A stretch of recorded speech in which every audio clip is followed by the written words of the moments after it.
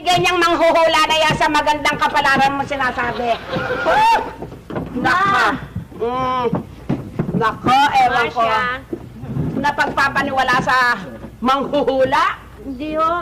Sabi lang yun na dyan, pero hindi yan pupunta sa manghuhula. Nako, kung ano, kung yung asawa mo, hindi naririto akong palagi.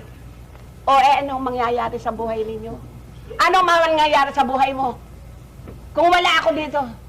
Ba, kasi siguro kung giginhawa ang buhay ko pag wala na kayo. Sige mo, wala na kayo.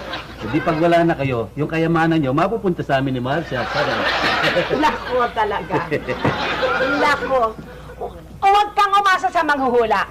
Walang iba, ikaw at ikaw lang ang maaaring makasunod sa maganda mong kabuhayan. Ikaw ang makakagawa niyan. Walang iba. Mrs., Ikaw lamang mag-isa. alam nyo, mukhang tama.